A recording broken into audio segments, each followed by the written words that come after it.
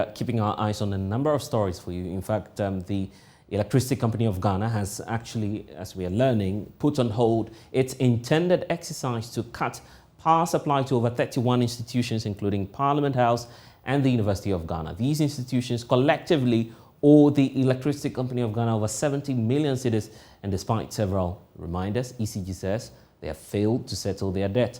Here's a list that we've compiled for you, some of the heavily indebted organizations and institutions. You have the Ministry of Communications there, owing some amount of money, way over 5 million Ghana cedis. You have the United UNDP office also on that list. The Internal Audit Agency is there, the Kofi Annan Center of Excellence. And then we have the Economic and Organized Crime Office, YOCO, owing some 277,300 Ghana cedis. Then NITA, the National Information Technology Agency, is owing a little above a million Ghana cedis. But the University of Professional Studies here in Accra is on that list as well. And the list goes on. It's a tall list, but indications that we're getting from the state power distributor is that they had originally planned to embark on a disconnection exercise. And we can just, before we bring you the planned activities of ECG, the figures are there for you. So you can see it, Ministry of Communication, 5 million, over 5 million Ghana cedis. You have UNDP office also owing some 558,000 and beyond. We have Internal Audit Agency as well, 554,740 Ghana cedis.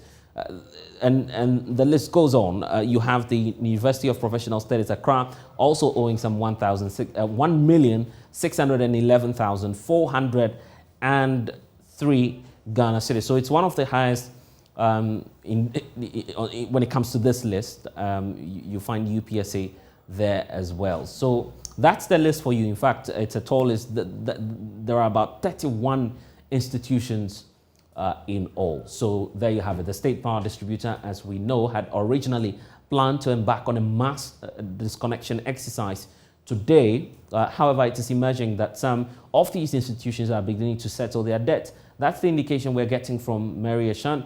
She's the public relations officer of the Accra West region of ECG. Notices, connecting notices last week.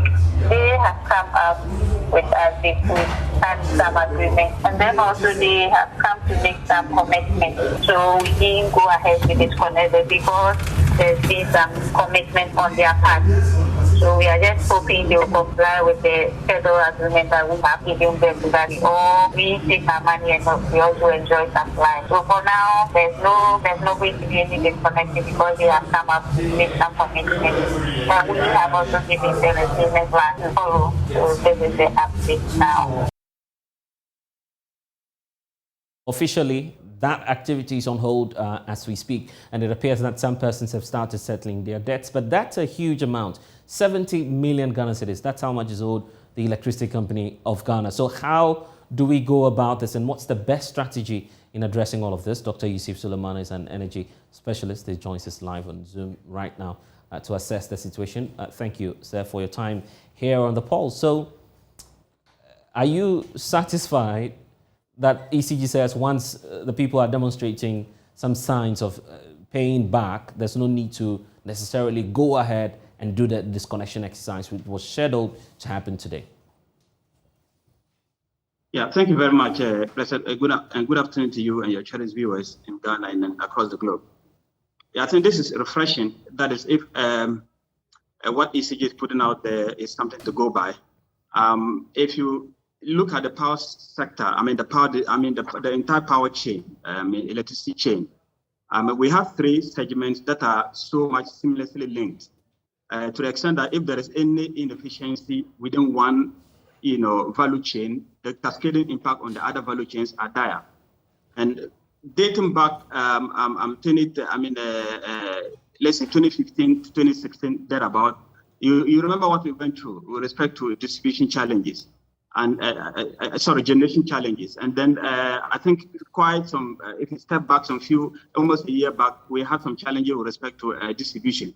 And for what's the name, transmission. For distribution has always been the main thing, because this is where the cash flows.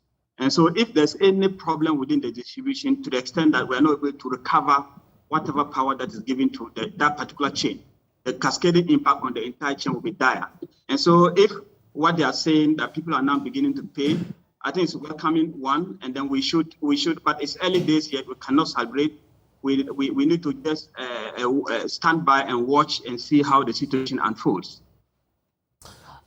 Is it even feasible in the first place that this amount of money will be retrieved by the Electricity Company of Ghana, given the volumes, the share volume? 70 million cedis is not easy money, you agree? And some of these institutions are already state agencies which are already in debt. So that would create a big challenge for ECG going forward, isn't it?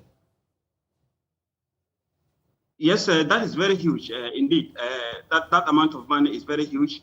So I would have wished that ECG will come up with a timetable with respect to each SOE, the timelines that they are giving, when they are going to pay, and, the feasible plan that they have. Are they cogent? Are they something practicable? So that we'll see. My fear is, ECG and SOEs, they are all in one basket, blessed. And the problem is that we have an inherent inefficiencies within the operations of SOEs. If you look at the SIGA report that was released, there was phenomenal, and debt-ridden, almost a lot of them were debt-ridden, so the inefficiencies within the SOEs are quite dire, So we are looking at this, not an independent body. ECG is also an SOE, and most of these organizations are also SOE. So what our fear is, we just hope that we don't have any interference from, powerful hands, that this disconnection should be stopped, or, this kind of exercises that they try to embark on should be stopped. If that's the case, then I don't think we're going to have the 70 million back.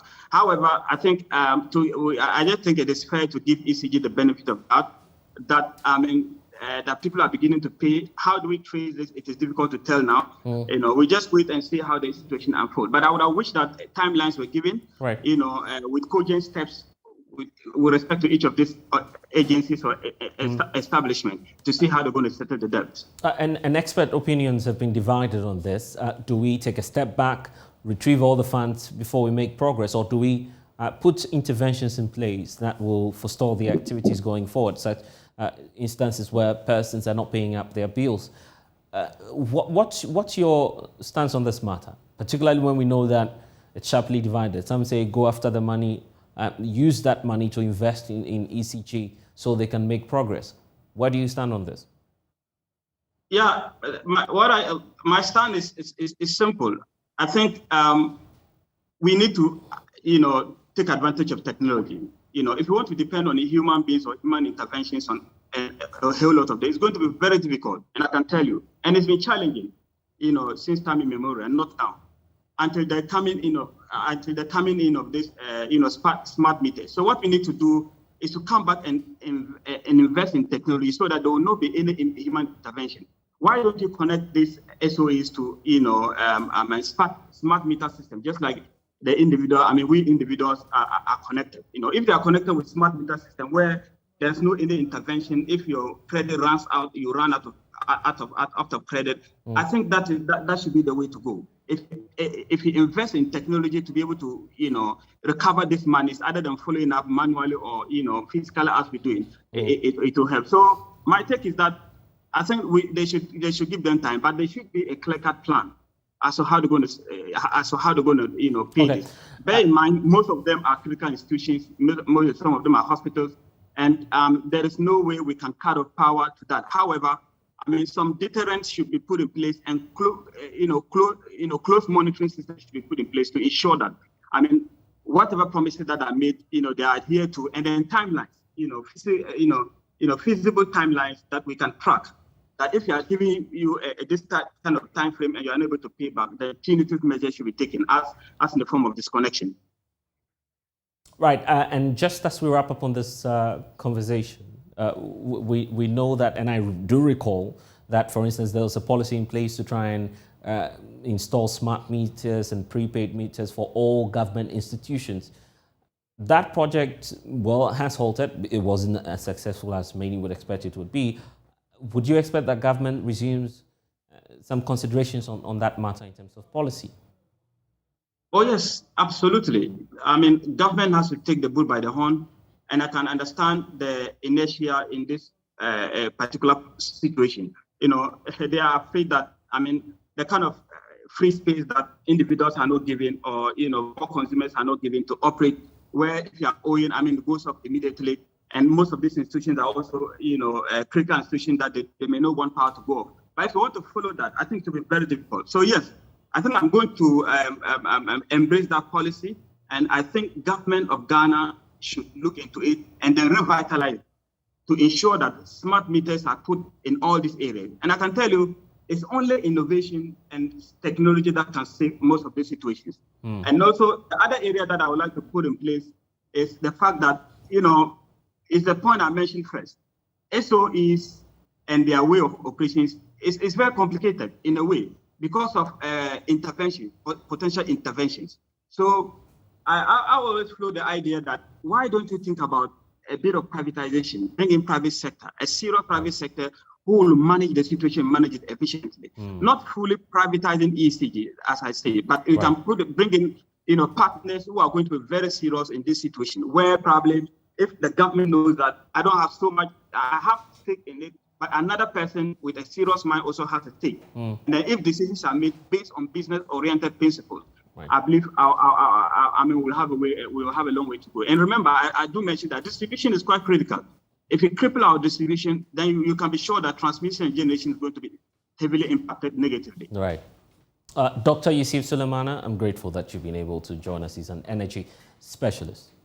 You're still watching The Pulse. Don't forget that when we return, we have a conversation on Ghana Post. Well, he's been appointed for 100 days now. How does Bai Soseko intend to turn around the fortunes of a company that is struggling to make profits?